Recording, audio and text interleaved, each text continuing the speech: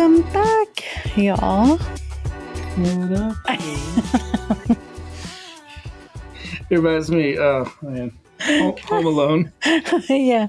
Why? He like does the tape recorder and he plays it on the phone. He's like, Oh, yeah. He's like, this is Mr. McAllister, the father. Because he just slows the It's recording like down. it's deeper. Maybe that's how I get my voice to not be so Man, squeaky. We're coming into holiday season. Just slow it down. I am so pumped for Christmas movies. Oh, I'm having a hard time waiting. Oh, do you have like a thing? Oh, I got a list, yeah. But like, do you have a day you start? Thanksgiving. Black Friday or Thanksgiving? Yeah. I mean, literally after Thanksgiving, like day after. Yeah, okay. We can start. That's Black Friday. You're right, yeah. I mean, I see that now.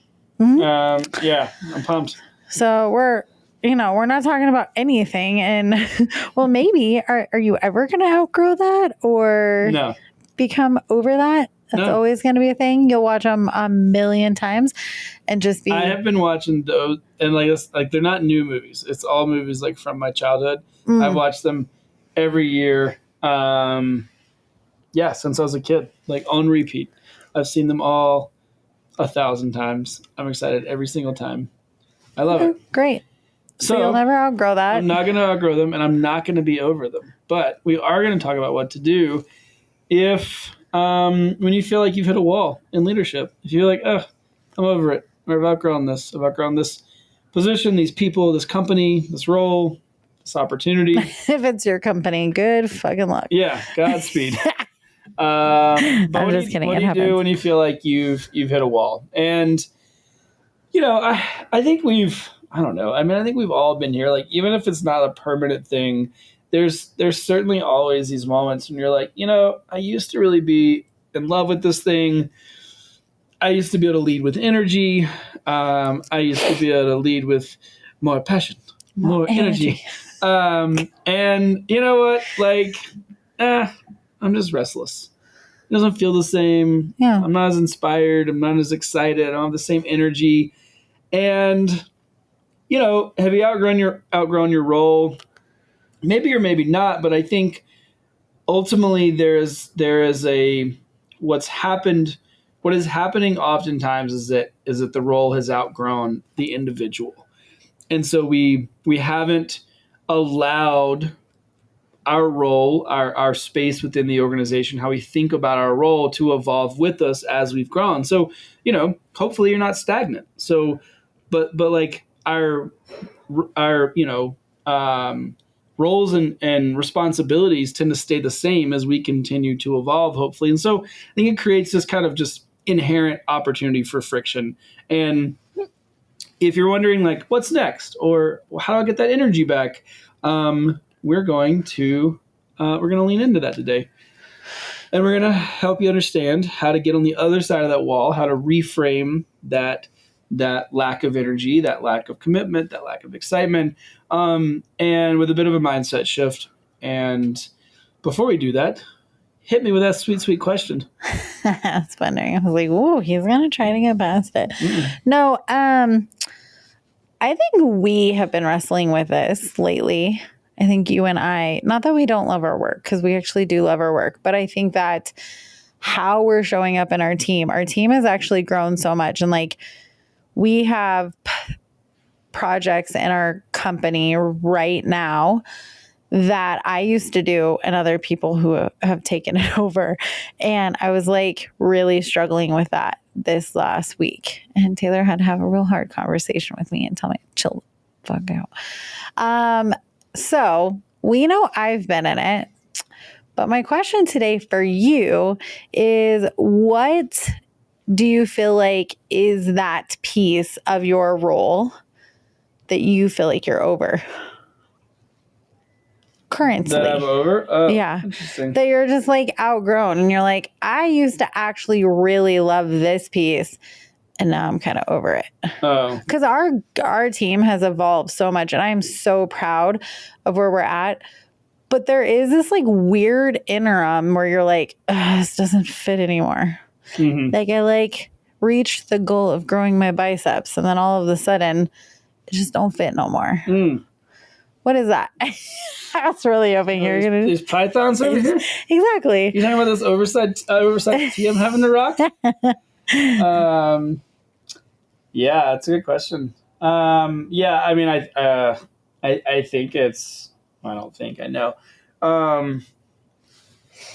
It's like details and operations stuff for me, right? Like we have people on our team that are really good at that. It's naturally where my brain goes. Um, yeah, and it's hard to figure out sometimes like how to redivert that energy into other things that feel productive. Because I'm like really good at it. I'm not talking about like minutia. I'm talking about like strategic, like big, like when like something comes at us. I was just talking to my wife about this the other day. Like it's like, okay, here's this new opportunity, this project, this thing we're gonna do, this client, whatever. Like I immediately see like a strategic roadmap laid out in front of me. Like that's how my brain, like I literally just like it's so easy for me to be like step 1, step 2, step 3. It's 3 days apart. It takes a week. Like boom, boom, boom. Like that's just like it's literally like this. I can like visualize it. I see it as like I'm like here's all the steps, but I also recognize that as we continue to grow, there's parts of that that are not the highest and best use of my time.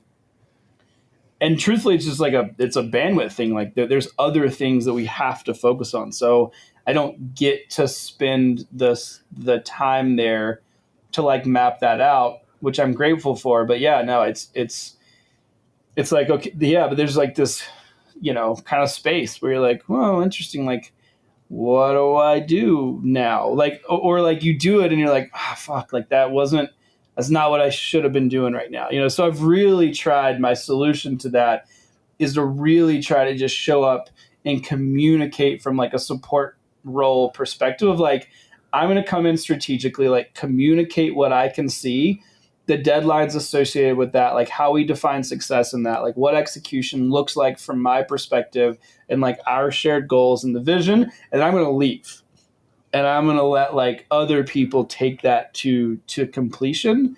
That like feels like a better version of that. I don't know that that's like the end version, but I'm like trying to like, it's happening right now. I'm like, yeah, okay, like I don't have the time to do it. So something's got to give. Yeah. Yeah.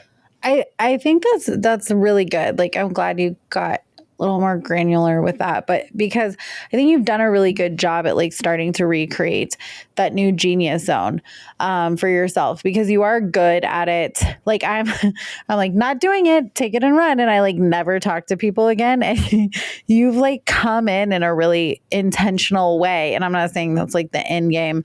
That's just like what I do. And then it usually blows up in my face and doesn't work.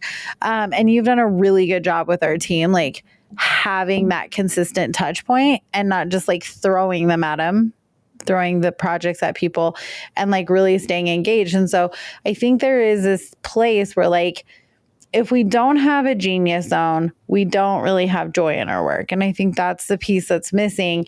When you're not leading from your strengths, we have a tendency to burn out faster. And I think when we've trained our team in a really intentional way, or we've moved up in leadership, or we're about to move up in leadership, I think there does become this like liminal space, this shift.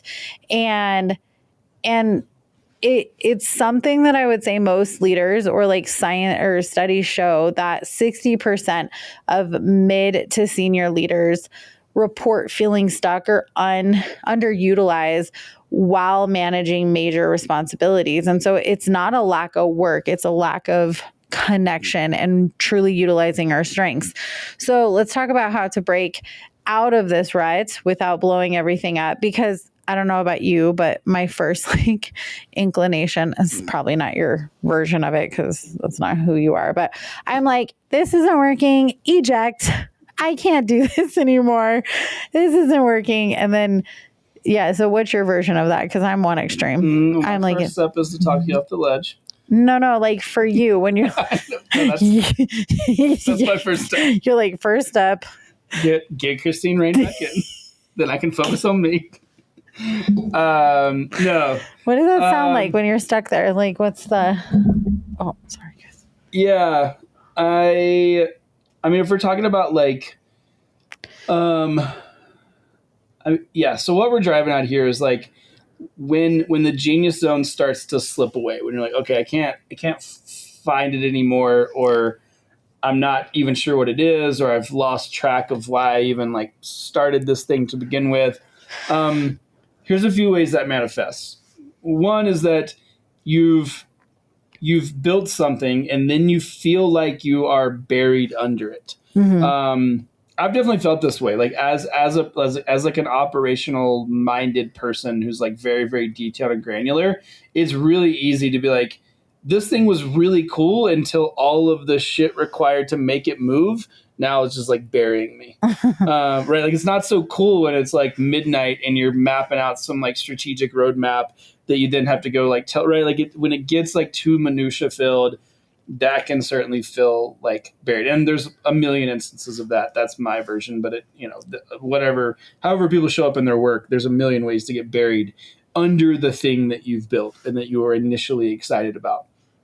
Next is the role that you're in shifts into maintenance mode. So there's also kind of the stall or plateau where, like you said, this certainly happens. We see this a lot with like, senior level executives in well-established companies where, they're kind of just cruising. Like they have a big team, the mechanisms are there, the infrastructure is really baked in, whether it's good, bad, or indifferent, like they get to just kind of do, right. And like, and it, not that the work doesn't require effort and you don't have to be intelligent and driven and connected to it, but it doesn't change. Yeah. And so you just get to be in maintenance mode. You figure out that workflow and you get to cruise.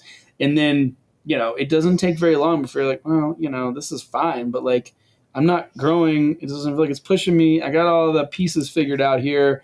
I could kind of stay here forever, but is that what I want? And I think, again, if you're a high performer, a high driver, that's gonna get boring. Like even if it's a great job and great salary and great, it has all the flashy pieces, you're gonna want more. And so again, you start to feel like, well, the thing that I am good at, the genius zone starts to slip away. And then lastly is you spend more time managing than creating. This is a big one. I think a lot of people are here as you move up in an organization. If you're in a traditional org structure, and well, I'll back off of that. We see this in like founder-led companies as well. Company continues to grow. The thing that you were good at that started the company is no longer your job. That's why like you and I talk a lot about leadership with just each other, because we're like, well, the thing that got us moving is not really where we spend all of our time now. Like we have other responsibilities, and we have responsibilities to people to create environments and to communicate in a way that supports them, not just us. Right? It's a pretty easy gig when it's just the two of us. I'm like, let's just build this thing and go for broke. And then like when that's not the case anymore, like you got to be a different person and you have to show up differently. So but that shift of like, I'm now spending more time managing. And if it feels like management versus leadership, I choose that language intentionally. Like management is a different thing than leadership. Leadership is a reciprocal relationship. Management is task orientation, right? Like do this, do that, follow up. If you're chasing people down and you're not creating momentum and vision and growth, like that's going to feel really stale and super frustrating. Yeah. So ultimately what's going to happen there from a results perspective is you're going to be disconnected. There's going to be resentment, and then you're going to lose momentum. So, I mean, I think anybody that's been even remotely close to that environment or that circumstance and situation can be like, yeah, totally disconnected, like, resent, like, screw this job, screw these people. This is not really what I wanted anyway. And then like momentum just tanks. But you can write that, right? So like recognizing, totally get it. But you don't have to stay there. You can get back. You can like map your genius zone back into existence, because, so many of the people that listen to this podcast, like you have a lot of autonomy. You're not stuck. You're in a role where you get to create your, either your own destiny by creating the company, or you're in a leadership role where you have the ability to communicate with people and bring this back into alignment. So map out or what do we need to ask ourselves if we're working to kind of map that zone back into existence? Yeah, I think there's a few core questions here that you can really chew on to get back in alignment with your genius zone. And the first one is what gives me life versus what drains me. And I think a lot of times when we're in that liminal space, when we're not inspired, we just kind of start to like try to be valuable or find our value in things. And that doesn't mean that those things are going to give you life. So what gives you life versus what drains you? And we're not talking about like sending emails. Like there's just some of the stuff that's like, it's a part of the job, suck it up, buttercup kind of stuff, and like move on. But like, what is the like real part of the like impactful part of your job that like should actually or used to give you life and now it just feels draining? And like, what is the thing that you could exchange that for? And like, once you find that, you have to then delegate and like do it differently. And like we're talking, that doesn't mean manage people. That means like truly train people and then put yourself in a position where only you can do what you can do until you train that next person. And so I think this is like, if you're growing and if you're continuing to expand your capacity, this is something that happens probably somewhat frequently. And then the second question is, where am I most valuable to the vision right now? Not 2 years ago, but truly right now. And once you have that answer, then redesign your weeks around your genius zone. Even if it's 10%, that you're like moving towards that part of it, even if you're like, okay, I got to hire like 3 people to hand these things off and I need to like accomplish these things. Even if you start to do that, maybe there's only 10% that you can really redesign and delegate. That's okay. Just start moving in that direction. The third question, what am I uniquely great at? No one else on the team can do it quite like me. This is a thing that I think, this is a question that maybe we're afraid to answer because it forces us to get out of the minutia. It forces us to like stop doing the things that like maybe give us a little bit of value or makes us feel good. But really, we should be driving this. Specifically, if you are a founder or a CEO, you should have an answer to this and you should really focus most of your time on this. And then once you do, pitch or propose a pivot and don't sit in the stuck. Like actually make those changes. And like get unstuck and enjoy what you're doing again. So start with those questions.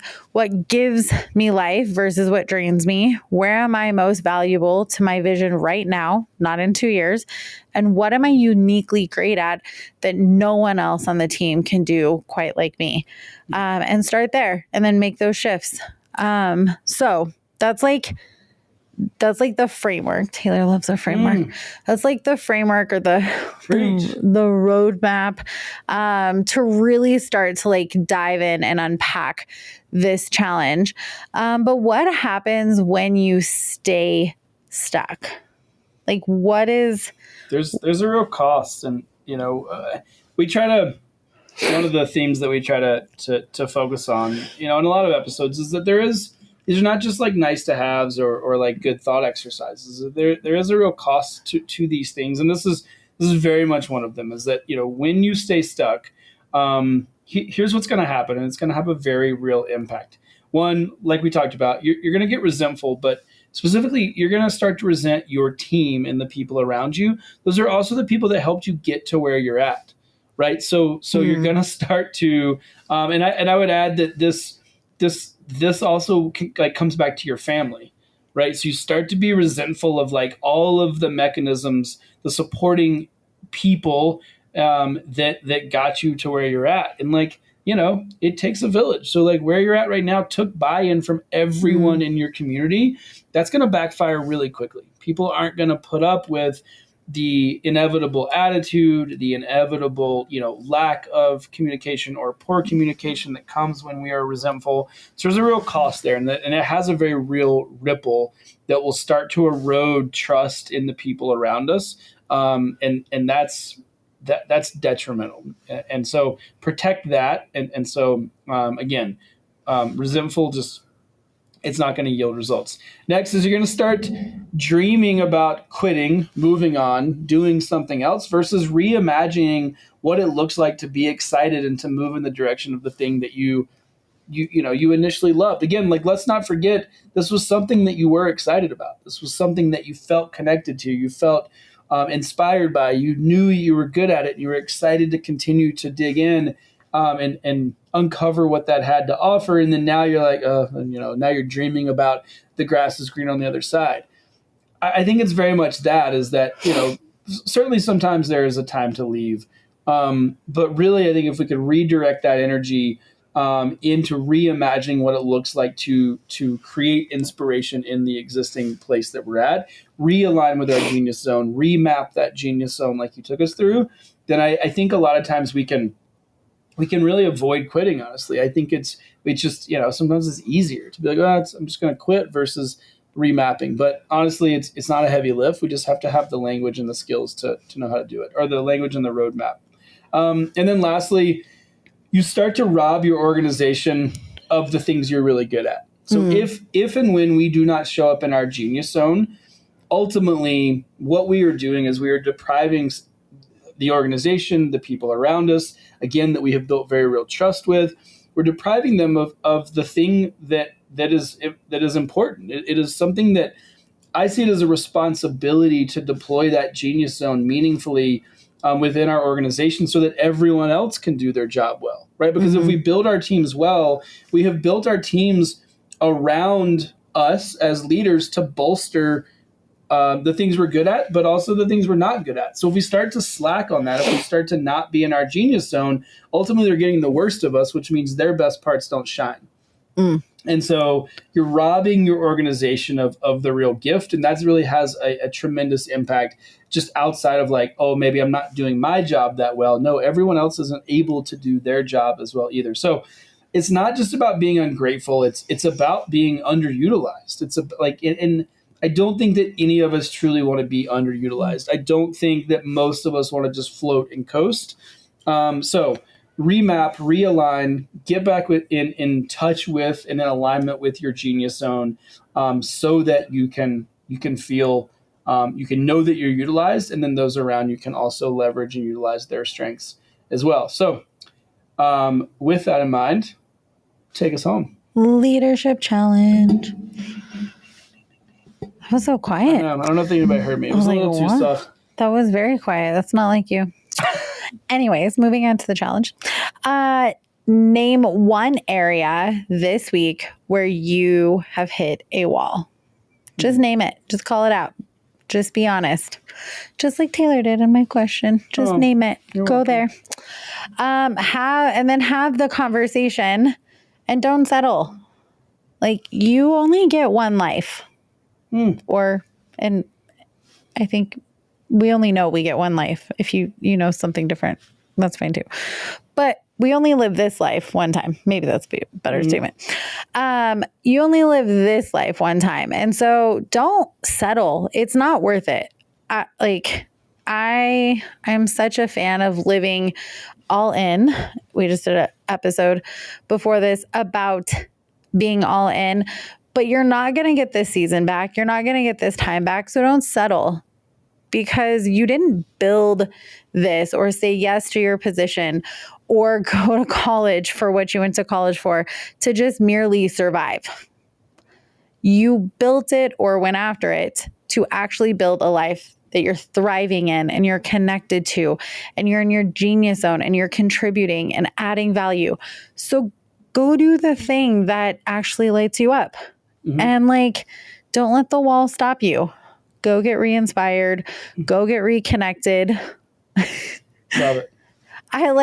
Dropping mics over there. I forget that there was once a day that I didn't almost make it. I faced something that I had to really look at.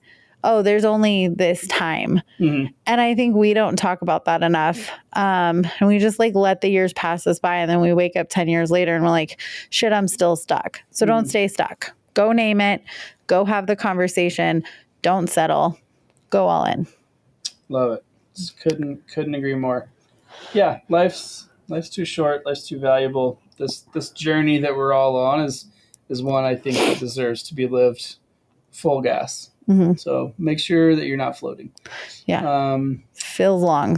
If it feels long, then you should probably make a change. Yeah, love that. Well, as always, I genuinely hope that you got value out of this. I hope you're feeling inspired, and I hope you have something you can sink your teeth into. If this resonated, we'd love for you to share this episode with a friend. This or your favorite episode from the past. Send it to somebody that you think could also get value from it. It would mean the world to us. Also, rate this podcast on your favorite platform and subscribe so that you can be alerted to every episode. We launch new episodes every Friday morning.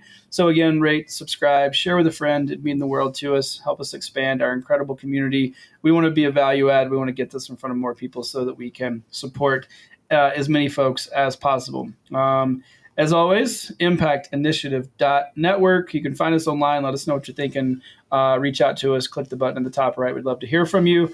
And you can find us in Denver, November 19th, right around the corner. That's going to be our next health and fitness business roundtable. So if you're in that industry, you're an entrepreneur in that space, we'd love to see you in person. And until then, we'll see you next time on Impact Minded.